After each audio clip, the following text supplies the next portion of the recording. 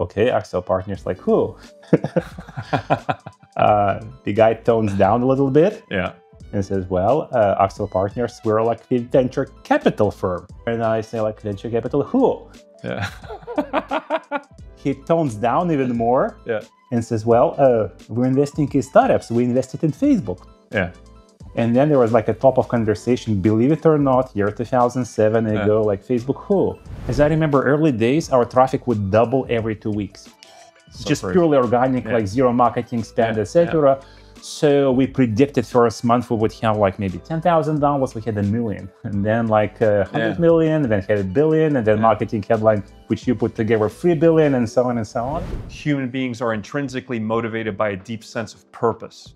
There's a reason, there has to be a meaningful reason why I get up in the morning every day. I was biking into my office every single morning, like 25 kilos to the office, 25 out of the office.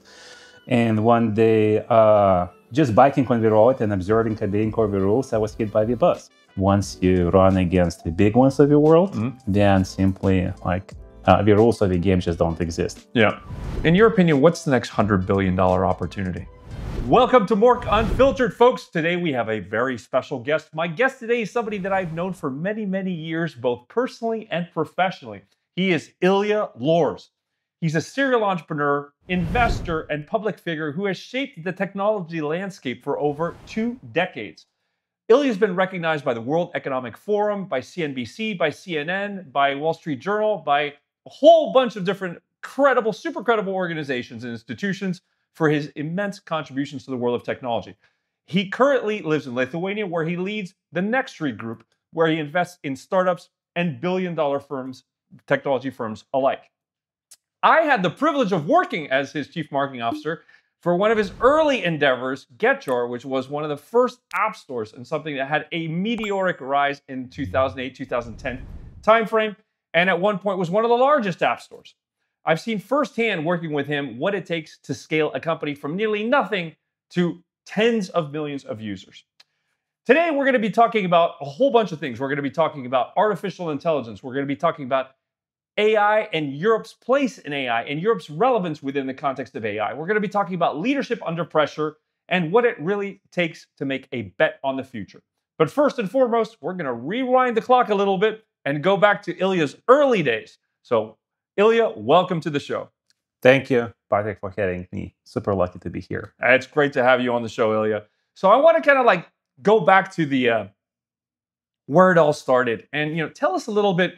Where did your interest in technology come from? Because if I remember correctly, you started out kind of like learning how to develop, then you got into mobile, games development. Where did your fascination with technology and mobile gaming come from? Well, yeah, interesting that you asked, because apparently my university was not technology. It was banking, finances, so all the like boring stuff. Ironically, I'm coming back to what I learned only like 30 years later. And that was the era of the beginning of the internet. Right. So we're talking 95, 96, where internet was very new. And technology, like as a kid, I started to code at the age of 3. Wow. At the age of 3? Well, if you could like call like a like RUN and then game name as a coding or something, because my parents, luckily engineers, had access to super early computers. Okay. In early 80s, so I had this luxury of having touched like the first computers back then. And since then, like this feeling that you can command the machine, like a kid, you say like, it's like, wow, it's like so complicated, like so scientific.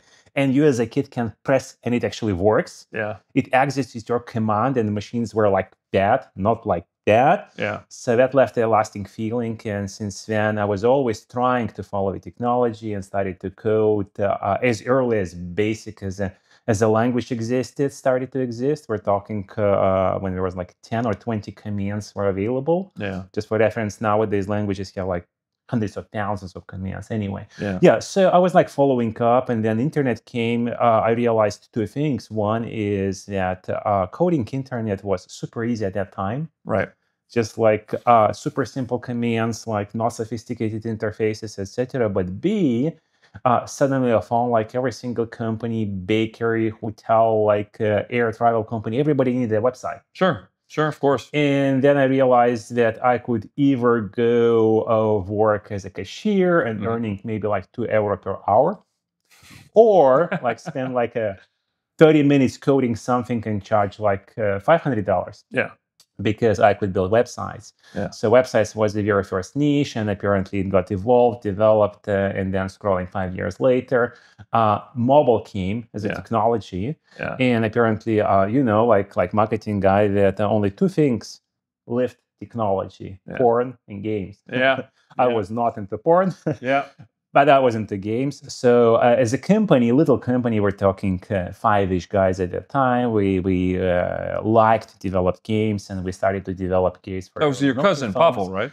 Including my cousin Pavel and then some other guys. So we coded games. And what we discovered, because there were like so many different mobile phones, testing on maybe thousands of phone models and phones was impossible. Like we didn't have budget for that. Right.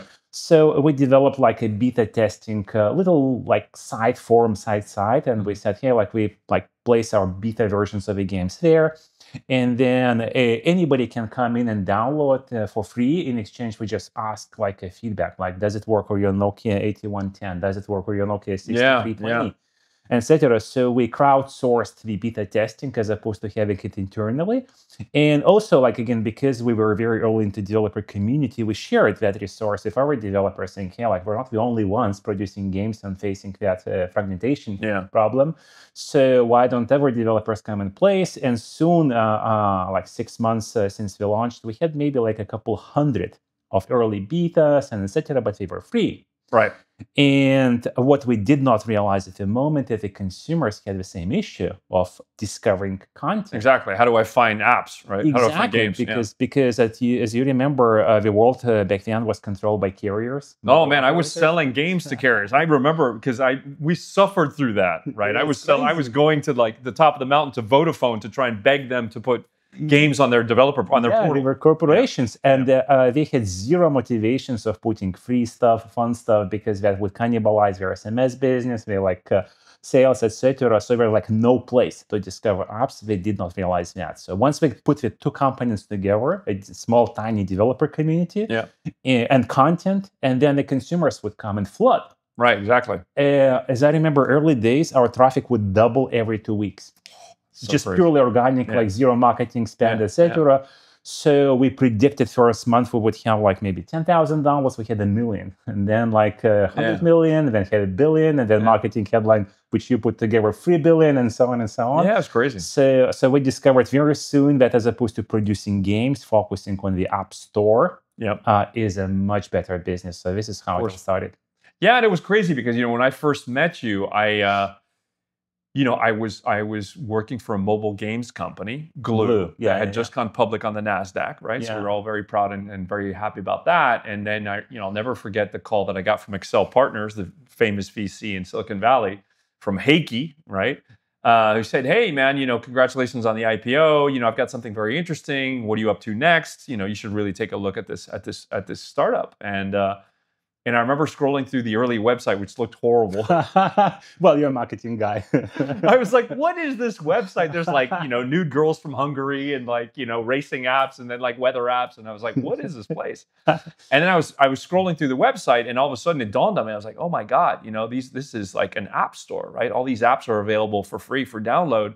And I don't have to use a carrier, right? I don't have to use a mobile operator. And so that's when I realized it dawned on me how big it was that what you guys had built, right? And it's crazy how you went from this platform of, a place where mobile app developers can basically upload their builds and get feedback to all of a sudden going to a consumer-facing destination to sell games, right? So, it's at what point in your journey did you realize that GetJar could be really huge? I had a very funny call one day from also Accel Partners, a guy called Rich Wong, and he was a partner at Accel Partners, and reminding the viewers that Accel Partners behind Facebook and some other like really notable companies, etc. Believe it or not, at that time, I had like no clue what VCs are, like no clue whatsoever. Yeah. And one day, one of my developers like brings up a phone and says, "There's somebody calling in English." Yeah. And wants something. And at that time, Lithuanians, not were as good at English as they are now. Right. So he had like no clue what's there, and I pick up the phone, and there's this boy like, hey, like I'm Rich Long from Accel Partners. Like the tone is like as if like God is talking to you, so like expect some reaction. And I go like, okay, Accel Partners, like who? The guy tones down a little bit. Yeah. And says, well, Accel Partners, we're like a venture capital firm. Right. Again, believe it or not, albeit I had like my 6 years of financial education, I had no clue at that time. We're talking year 2007-ish of what VCs were. And I say like, venture capital, who? Yeah. He tones down even more and says, well, we're investing in startups. We invested in Facebook. Yeah. And then there was like a top of conversation, believe it or not, year 2007, I go like, Facebook who? They're like, what's Facebook? And then a pause, like 30 seconds or 40 seconds. It's like, who am I talking to? This guy doesn't even know Facebook. Yeah. So the guy's putting conversation. Yes, so this is where meetings maybe like a dozen passed, and like I mean apparently like he flew to Lithuania, I flew to London. We started to chat. So I'm very grateful to this guy for just like showing like what the real tech world is, how we develop, etc. And this is the moment I say, like wow, like I thought like like 100 million users. So I mean we have it in our backyard, but that could be like a world company. Before that, I had like no idea that a tiny company from Lithuania could be world scale. Just had like zero idea. Yeah. So after learning all that and saying, hey, like we're no different from the others of the world. It's like same world, same technology. So this is where I felt, well, maybe we have a shot at actually building something big. So this was the moment. That was the moment. No, because it was crazy. Because I remember, when I flew to Lithuania and I met with you, and I never forget, you showed me the servers, the logs of the downloads. And I remember looking at the logs of the downloads, and, I had been selling mobile games to carriers for like 5 years, right? And I was like, oh my God, this team of like 6 dudes in Lithuania has more downloads per month with no marketing budget and no brand than all the mobile carriers in Europe combined. And that's when it hit me. I was like, oh my God. I was like, this thing is going to be huge. And of course, that's when I joined you as like, I think I was employee number 7 right behind, Bill Scott. And then, we did some incredible things with GetJar. Kind of in hindsight, when you look at, GetJar's meteoric rise, right? And then the subsequent challenges, when we found ourselves as a company, the ham and the sandwich between, Google on the one hand, kind of like pushing Android and being pre-installed on phones. And then Apple, with the iPhone. What do you think your biggest learning was out of, that period? And what did you learn about yourself as a leader, with all the challenges and the meteoric growth on one hand and all the challenges that came afterwards? What's your takeaway from that? We'll answer with a life story that happened much later. So I was into biking. I was biking into my office every single morning, like 25 kilos to the office, 25 out of the office. And one day, just biking on the road and observing obeying all the rules, I was hit by the bus. Oh, wow. I didn't know that part. It was like a somewhat fun story because the journalists appeared like much faster than ambulance and police, but that's a separate story. But isn't that always the case? The journalists are always faster than the ambulance and the police. Yeah, so it starts with pictures. Anything for a good story. Ambulance, police, but that's a separate story. Yeah. And then I take a life lesson, like as if you're a bike, you cannot run against a bus, regardless of whether you're right or not. Yeah. Much later, again, police said, the bus driver was wrong, and we fined him. Don't worry, Ilja, 28 euro. He paid penalty or whatever, fines or whatever for hitting you. But anyway, so if you're a bike and you're running against a bus, you have very little chances, regardless of whether you're right or wrong. Yeah. So apparently, at that point, we owned the Nokia world. Yeah. But Nokia disappeared without any traces, and between the trains or the trucks or the buses of Google and Apple, there was like very little place. So we were very lucky to reshape the business, and apparently we got out of the business by selling to a Chinese company quite early. So we were okay, but the lesson I took is, once you run against the big ones of the world, then simply the rules of the game just don't exist. Yeah. one of the lessons. But anyway, it helped. It helped me say go back, and then I started my VC chapter. Then I got into like more sophisticated stuff, finances. Yeah. So first funding startups, then building hedge funds. Yeah. So then apparently I tried to follow the technologies. So right now it's a bread and butter business, which is primarily investing, and there's like a kind of, I call it still like a hobby fund business. I still do startups. I follow the technology. At that point, probably I try to chase both. Something interesting happening in technology, but also the societal changes. Right. So that's the reason I really follow it. The blockchain, the decentralization. So these technologies, I think, not only are interesting from like investment/commercial perspective, but also they are there to change the world, specifically to avoid challenges like the big corp or big tech are facing. Like the internet, as it was like 20 years ago, is completely done. Yeah. It's between governments and corporations. The freedom just doesn't exist at all. Yeah. So many developer in the developer community are talking internet is dead. The principles of being like open, free, etc., that were like evangelized, practiced. Internet was built like 30 years ago. It just no longer exists. Yeah. Like app stores, as you know, completely controlled by the Googles or the Apples. Yeah. They decide like who live, who not. Yep. And the other chunk is the governments who say, well, you know, like your site is like whatever, like it's a propaganda site, so we shut it down. It's like a illegal messaging, shut it down, and so on. So Telegram is being kicked for like many years. TikTok. We always say that, like, hey, we're going to ban TikTok from the US. So that does not resemble the open and free internet as it was. Yeah. So again, coming back to your question, nowadays, it consumes me that, yes, we want to build the technology for a better world. And when you think of, you know, where technology is going, and, you know, of course, the last 3 years have been insane, right? With what we've seen with, you know, OpenAI and Perplexity and all these new technologies, and now agentic, you know, and everything else. What, in your opinion, what's the next $100 billion opportunity?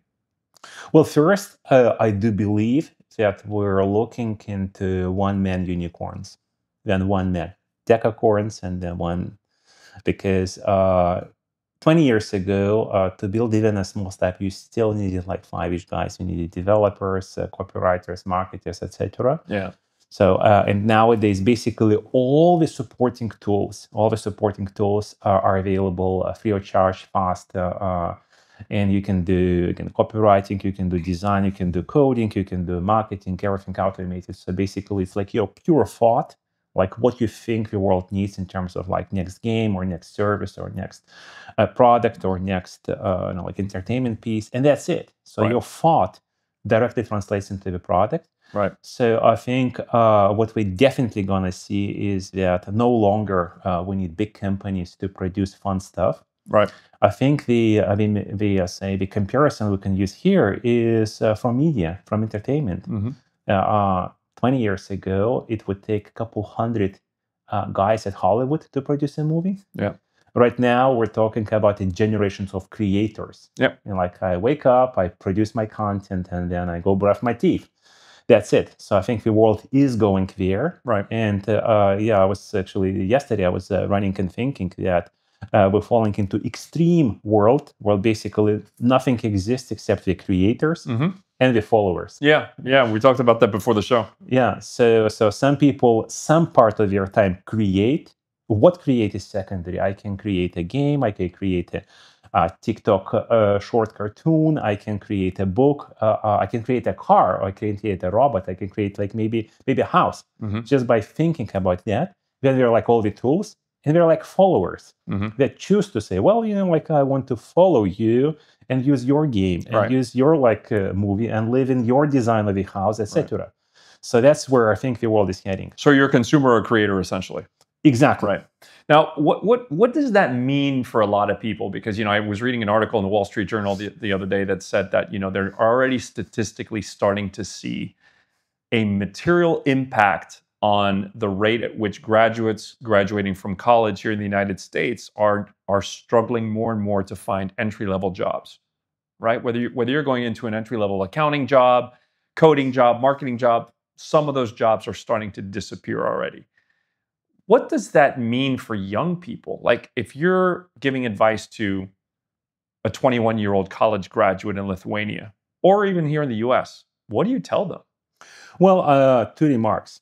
So one is, I think that as a generation, I've read that stories, I agree with them, that intellectually, like the current generation is probably at the top of intellectual abilities, because before we really never had a challenge, like we never had like coding requirements, skills, etc., to learn something complicated. Right. So life was simple before, then it became complicated. But after, also like our intellectual needs are not in demand because the computer will take on. Right.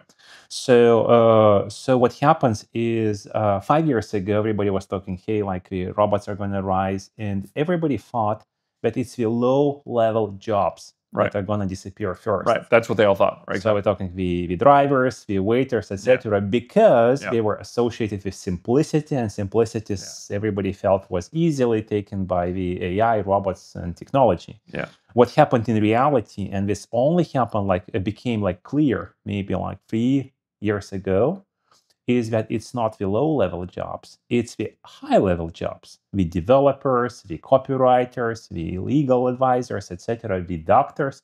So it's the college degree jobs that getting disappeared. Right. And totally the opposite, the demand for low-level jobs is just increasing because people want to get their order from a waiter. Right. They don't want to scan QR code and like do self-service. They just don't want it yet. Until the robots come. Well, I have a gut that still many people would prefer like a real person, like giving you a real menu, like choosing and talking and saying, hey, how are you today, sir, etc., as opposed to like this machine. Yeah. So that the world was not prepared for. So the story that the parents were telling the kids, like go to college, only then you get a decent job, no longer plays. Yeah. Because finish the college and you find yourself unable to compete with the computer. Yeah, especially in this country where, you graduate from college and you can be $30,000, $40,000, $50,000 in debt, right? I mean, my son is 18. He just graduated high school 6 weeks ago. Yeah. And he basically came to me and said, Dad, I'm not going to college. So and we had a long talk about it. And he was like, I'm going to be an entrepreneur like you, like mom. I'm going to learn how to do this. I'm going to learn how to do that. And he decided to go off to the middle of Iowa to do door-to-door sales because he wants to learn how to sell.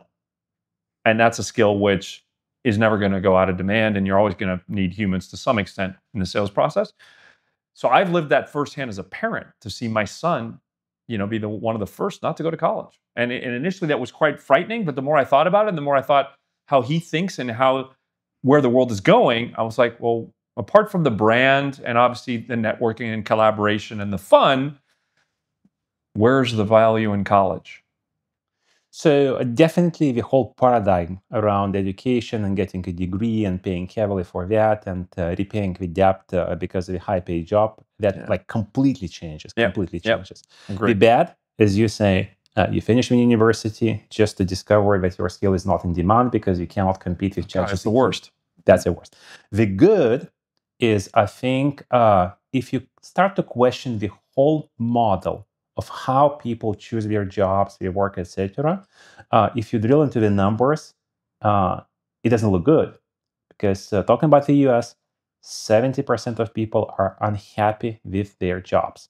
They do because they have to do. But that's a global number. I mean, the statistics from Gallup is that 70% of people globally are disengaged at work. Yeah, we're now sitting in the US, so I would focus on the very developed country like the US, but I think that the whole model where vast majority of the people declare they don't like, they're not happy with what they're doing during their longest non-sleeping daytime interval. Right. That's wrong. That's wrong to start with. Exactly. That is very wrong. But the only reason why it works that way here in the US and globally is because people need money to pay for their food, to pay for their mortgages, etc. And they need to work and do what they don't like. Exactly. To get the money. So the whole model is wrong to start with. Exactly. But there was no alternative. Now, if you really look where the economy is heading, we're talking about the people-less economy, where all the services, all the goods, all the wealth, all the value is built by the machines and the robots. Yeah. In much, much, much bigger scale than humans can build themselves. Yeah. So technically speaking, people no longer have to work to live. And that frees up the resources. So basically, you can decouple. But if they're not working to live, where are they getting the money from?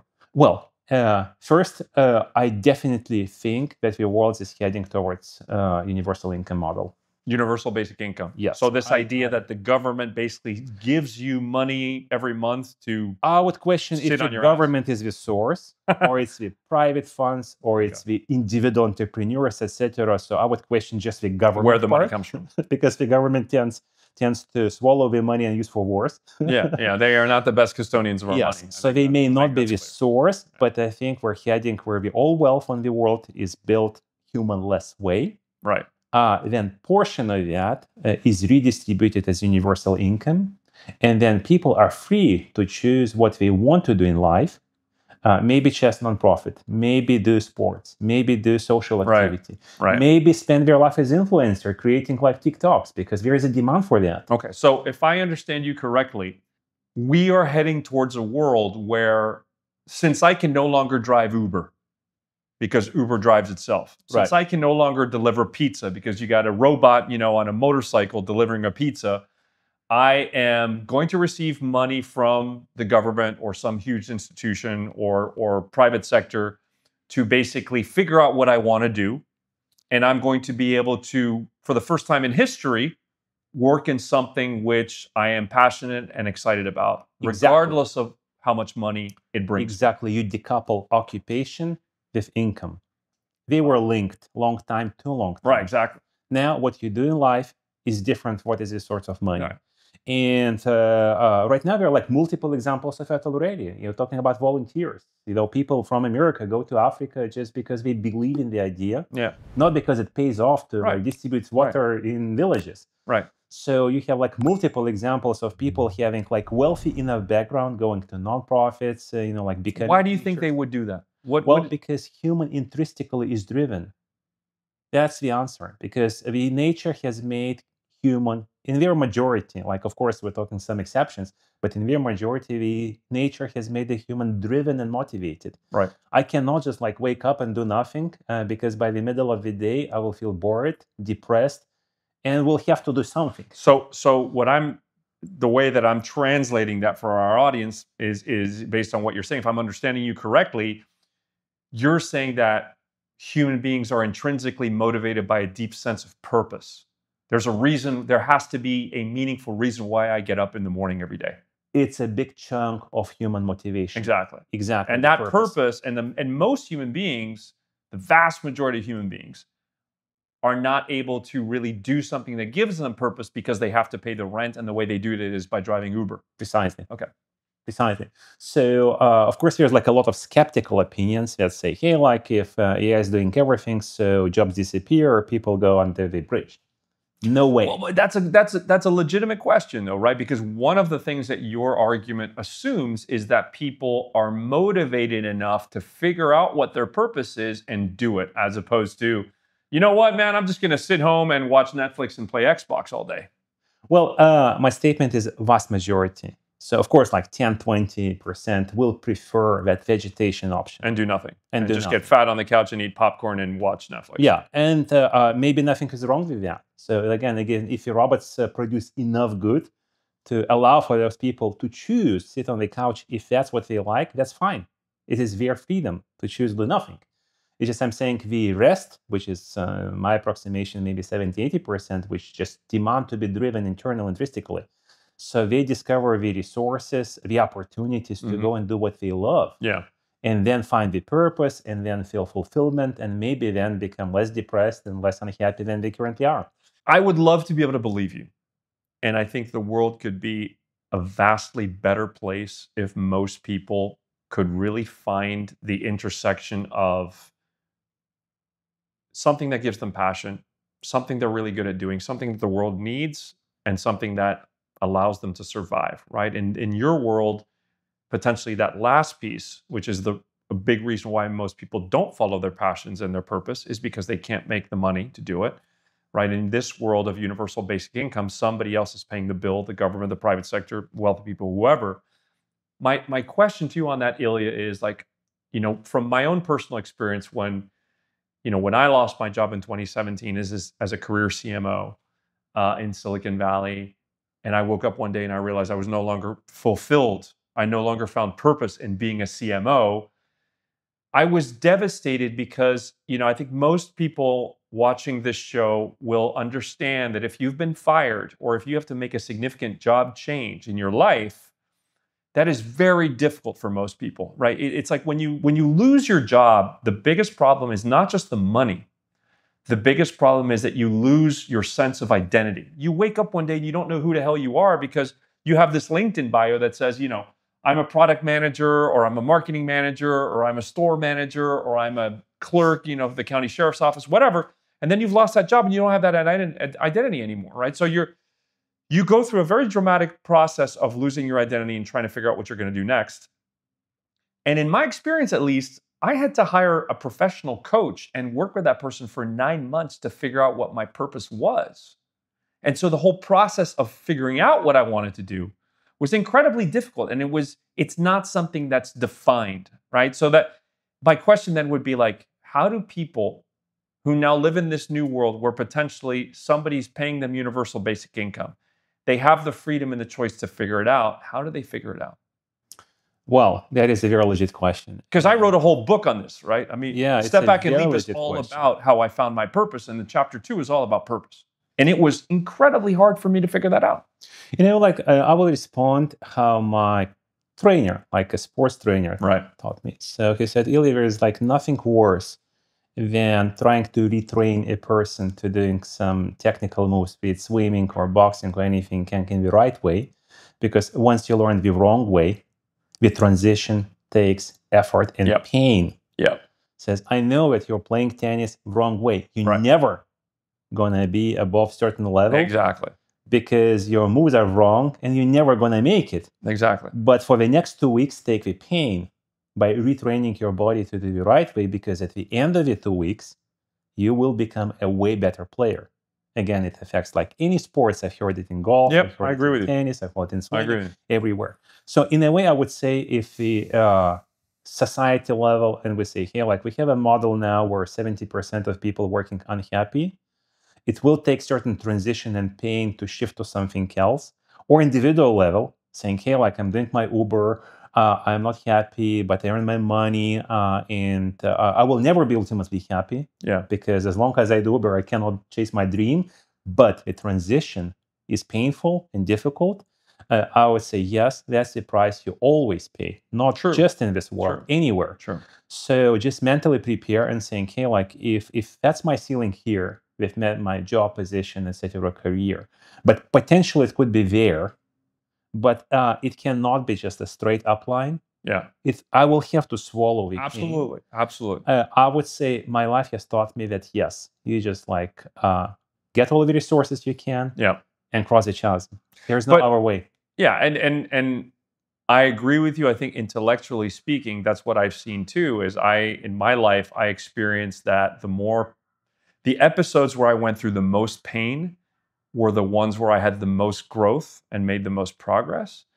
But the sad truth, to some extent, is human beings are creatures of habit, right? We avoid change and we avoid pain until we reach a crisis, right? Most people, like most businesses, don't change until there's, you have a heart attack.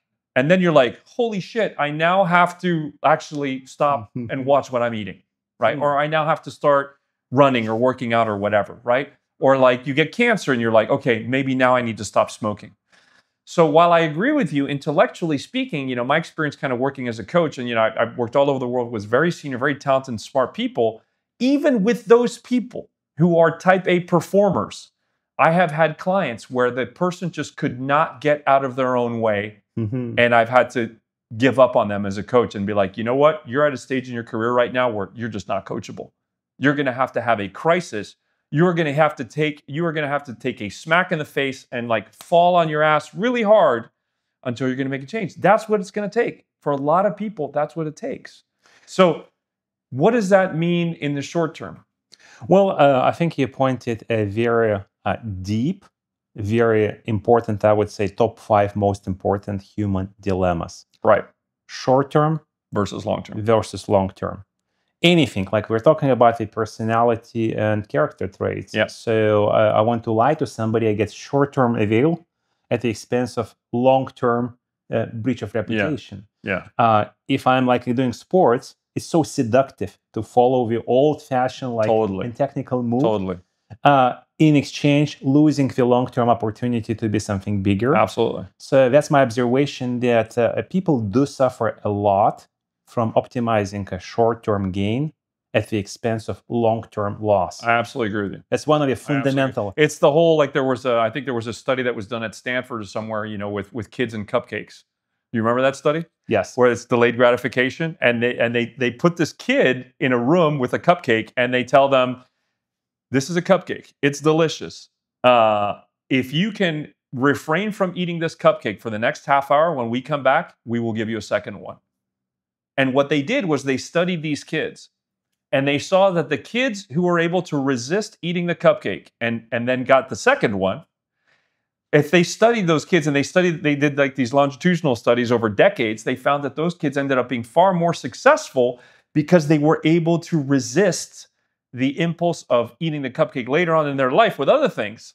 They had this idea of delayed gratification, and so they would resist things in the short term because they knew the long-term benefits were true. And the opposite was also true. The kids that consumed the cupcake, they didn't do as well as the others because they couldn't develop that muscle. Well, to develop on that idea, the scientists also measured why that happens. Right. So when they measured the brain activity, what happens when I take versus I resist and wait. So they discovered an interesting insight. Then whenever I think about myself in the future, although my logic, my brain says it's same me in pension or 10 years from now, but I perceive as a different person. It's not me. Yeah. So I tend to think about myself in future, same as I tend to think about a different person. Exactly. And now the model changes completely. So when you say about the cake, it's me getting the cake now. It's somebody else getting the cake 10 minutes later. Yeah. So not connecting short-term versus long-term is a fundamental, systematic human challenge. Absolutely. And as you say, those who choose to go beyond that instinct and see themselves and see the long-term value, those tend to do better everywhere. Right. But again, that brings us to the exactly same question. So do I suffer my job now, every single day, feel like somewhat unhappy, somewhat okay, but not taking the 2 weeks or 2 months pain? Absolutely. Or just swallow that frog. Exactly. And enjoy a better life. Yeah, I agree 100%. I mean, in like the latest keynotes that I've been doing for large enterprises, that's kind of like I talk about 5 pillars of resilience, right? What are the 5 things that we need to do to become resilient? And one of them is to do hard things, right? That the harder things that we do, and the more we develop that muscle to do difficult things, like you said, the more we can continue to try new things, and the easier it becomes even when we fail. This is super fascinating. I could geek out and talk about this all day, but I want to go back to the conversation around AI because of the work that you're doing at Nextree, because of the fact that you're European, and because of your views on Europe versus the U.S. When I look at the media, and obviously media is not always right. We all have our issues with the media, but when you look at the literature and the data that's coming out, you see that there is a perception, which I think is real, that in the age of artificial intelligence, the U.S. and China are just zooming past Europe, right? It's no comparison in terms of the innovation, in terms of capital going into AI-backed companies, in terms of where the talent is congregating, in terms of the amount of money that's being put into it. I remember I received a proposal from a bunch of academics in Europe at one of Europe's top business schools putting together money for a fund. And it read like an academic paper. And in the end, with all the flowers and whistles they were talking about, they were only looking to raise $5 million, right? Which for me is symptomatic of some of the thinking that we see coming out of Europe. What needs to change in Europe for Europe to punch not even above its weight, but at its weight in terms of being a player in artificial intelligence and creating an ecosystem of innovation for artificial intelligence? What needs to change? Well, there's a bunch of theoretical suggestions: invest more, be open, blah, blah, blah. But this is kind of abstract. That does not happen just because you talk about that. So I'm very afraid, being a European, very afraid that the future of Europe resembling of the future of Soviet Union, because I lived in Soviet Union. Yeah, Lithuania was part of the Soviet Union when you were a kid. Yeah, it was like over-regulated, over-controlled on anything. Like the way we produce candies is regulated by the party committee somewhere in Moscow. How much sugar and what shape should candies have, etc., etc. Right. So they tried what we call the command economy, Right. where everything was planned by the bureaucrats as opposed to open market. Right. And what it caused is that once you do regulation of every aspect of life, then you leaning on stagnation. Yeah. So no longer innovation happens.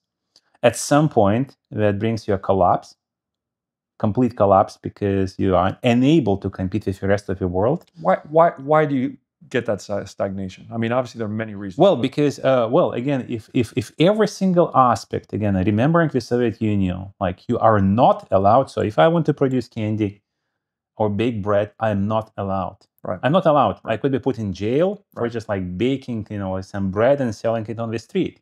I would put it in jail because there's like a factory, amount of bread is regulated by the party, and it says we took our scientists that calculated that we need like so many loaves of bread, blah, blah, blah. Reality is not a single institution, party, government, etc. is a super brain. There's like no way you can decide what's better for the whole society. There is no way, because like a gazillion little aspects. Well, somebody prefers sweeter bread, somebody prefers darker bread, somebody this, somebody that. You cannot centralized way run every single aspect. So what happened to the Soviet Union, a combination of both. First, they kill any private initiatives, kill illegal. Right. You put in jail for like producing shoes, like producing T-shirts, producing bread. They say everything will be taken care of by the government and the party. Yeah. And then they miserably failed at being able to fulfill that. So we ended up in a deficit era. Like I was the kid responsible for standing in line in the morning to get toilet paper. Jesus. I would stand 3 hours because as a kid, you have responsibility. Somebody washing dishes, somebody stands in line. Because unless you take the line at 6 o'clock in the morning, by the time it hits 7 and the store is open, there's no toilet paper. Period. I faced that. So, I mean, luckily as a kid... That's crazy. It's crazy to think that happened. Yes, so this is how collapse or pre-collapse looks like internally. Like everything is a deficit. You cannot buy shoes, you cannot buy T-shirts, you cannot buy sugar, you cannot buy anything because the system is just like miserably failing. But Europe isn't at that extreme, right? It's not like people are doing specifically. Yes, I specifically. So this is exactly where I think Europe is heading. And again, to give you data, because I'm also supporting my cases with data. So if you took a look at year 85, yes, 40 years ago, GDP per capita, European versus American in today's dollars and $25 were $17,000 per capita per year. Exactly the same. Yeah. We have exactly same GDP. We have exactly same population, approximately 300 mil each. Yeah. So the starting point, approximately the same. Now, scroll 40 years later, America maintained mostly the liberal way. Yeah. Europe has chosen the Soviet Union style regulation for everything.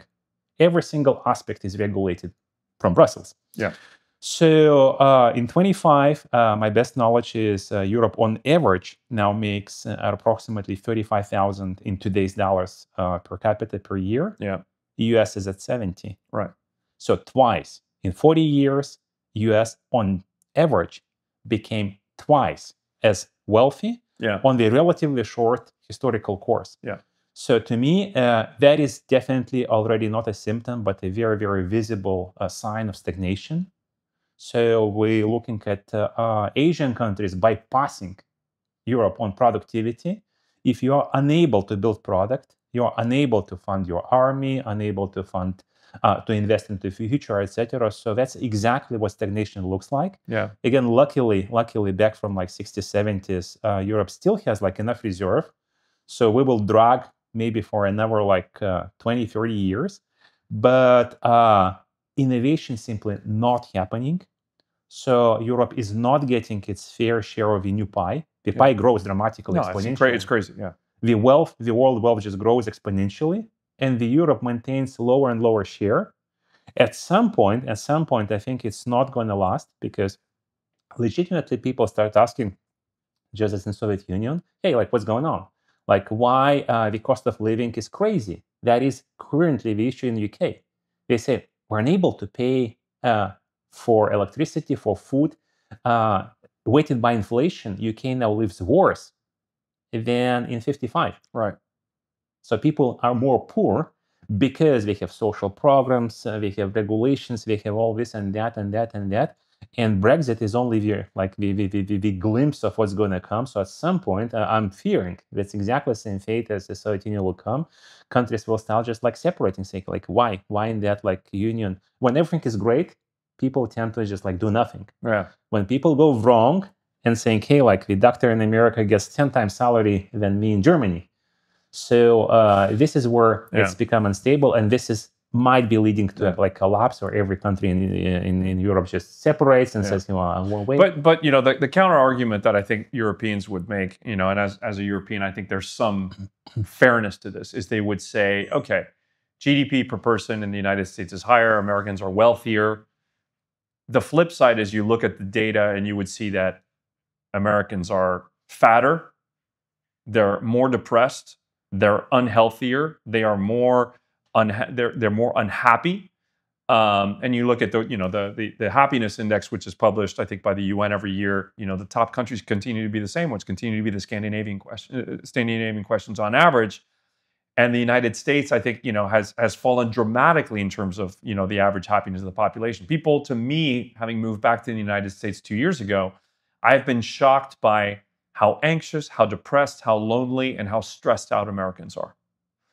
And so there's got to be a middle ground. I mean, the U.S. is doing a lot of good things in terms of promoting innovation, and yeah, we're doing very well in terms of AI and innovation. But at what cost, right? So how do we find that balance between, you know, finding a way for people to be not working to death, right, like they do in certain places, but then also encouraging more openness and getting less regulation and finding more innovation? Can we even find that balance? Is it possible? Well, again, this is where exactly AI falls into a very nice niche. Right. Because before, I'm talking like 10, 20 years ago, to chase the dollar, you have to sacrifice your life, right? To earn like everybody else. Unless you do, you're like a loser in the society. You don't have the latest iPhone, you don't have the latest Tesla, whatever. So you're a loser. So you have to kill hours in the office. So you have to go to like 80, 70 hours working days. Now AI can take the heavy lift. Right. So I think we're facing, first time in human history, facing the world. We're saying, hey, like to produce good, no longer we have to spend 100 hours in the office. Right. Because efficiency is what's going to take the heavy lift. But again, I would not directly link the like innovations versus like happiness. They not necessarily intercorrelate, not necessarily. True. So I would name countries like Switzerland, which is like one of my like most admired countries in the world. Definitely like in the continent of Europe, because it is not part of European Union. Just on the record. Yeah. So their GDP is fine. It's actually higher than the US. Okay. And on the record, and they've been able to combine the friendly to innovation environment. It's a very liberal country. There's like a lot of democracy. Unlike the rest of the world, we vote on everything as a society, like building a bridge, let's vote, do a referendum on everything. So I think they combined the best of the two worlds. And there are examples of countries like that. I would name like Singapore, like Dubai is very high on the list. Yeah. Luxembourg is a small, tiny, like I would say almost un-European country, and so on and so on. So those countries are live examples where not necessarily like liberal, innovation-friendly environment leads to unhappiness. Totally the opposite. Mm-hmm. So it begs my last question of the show before we wrap up. And this is, I think we could do a whole separate episode. So we have to have a separate episode on this. Given, you know, how AI is improving our productivity, potentially making our lives much easier, potentially requiring us to work less, potentially requiring us to have less people working, what do you see as the role of AI in government? I mean, if you look at how schizophrenic our governments are, how leaderless our governments are, how spineless many of our governments are, how it just seems that every country in the world that you look at, democracy seems to be flailing around and frankly generating a lot of news for the media, but getting very little done for the average citizen. What's the role of AI in government? Okay, so I'll try to be short since we don't have too much time left. Yeah, I'm going to have to ask you the answer in 2 minutes, but... Yeah, and I'm definitely looking forward to expanding that. Like, short answer is democracy as a model. It's not the worst, because apparently we are much worse. It takes humankind so far, and actually pretty far, but it's not best ever. It could be improved. And by definition, democracy is the discrimination of a minority by the majority, regardless of the human virtues, values, etc. Yeah. If a majority votes, we shall kill that guy, regardless of his that wrong guy or dies. right. Yeah. The guy gets killed, period. Right. So intrinsically, democracy is not the best model to reflect and enforce our human virtues and values. Now, where AI is very helpful is it's apparently unconditional. Mm-hmm. So regardless of my motivation, corruption, uncompetentness, etc., if we as a humankind say, hey, like, life is value, we must defend it at whatever cost, and regardless of what the majority thinks, and we say, hey, like, you, the AI, need to just make sure that whatever we do, in every act, in every media, we defend our values. Mm-hmm. I think this is where the heavy lift could be taken by AI, and the society could be more like a derivative of our values, as opposed to derivative of a majority of opinion. Okay. And I believe that the society should be built first on values, not on the majority. I agree. Absolutely. I think that's a very fair point. And so if I'm understanding you correctly, you believe that to the extent that we can use artificial intelligence to create more rational decision making at the government level, society level, because society level, put aside the government part. So AI makes decisions at society level. You believe that ultimately brings back sounder, better decision making, which is more values based. Exactly. And therefore gets us to better, faster, sounder decision. Value driven society, as opposed to majority/government/public opinion driven. Amazing. I mean, we are definitely going to have a separate episode just on that topic. Happy to. All right. As we wind down, 3 rapid fire questions with rapid fire answers before we close. One tech trend that you think is totally overhyped. Overhyped. Well, for very, very, very now, I've seen like nuclear fusion as a promise to all cures. Okay. Mid, long term, it's definitely underhyped. Short term, massively overhyped. Knowing what's boiling in the physics, I think that the headlines not there yet. All righty. If you had one superpower, what would it be? Ability to predict everything. All right. Ability to see the future. Yes. Okay. Well, see the future you can shape. Ability to shape the future. No. By the way, ability to predict brings you into the world where you can shape the future the way you like, not just see it. Gotcha. Okay. Complete the sentence. The world belongs to? The people, of course. All righty. Ilja, man, it's been awesome to have you on the show. Loved our conversation. Super interesting. So many different things, so many different angles we could go on. We have to have you back on because this conversation on the future of AIocracy very much kind of left a lot of more questions than answers in my head. I'm happy to. But it was awesome to have you here. Great to have you in Miami. Great to have you on the show. And that's a wrap. All right, guys. Well, that is a wrap. Awesome to have you on the show. And we will see you guys on the next episode later.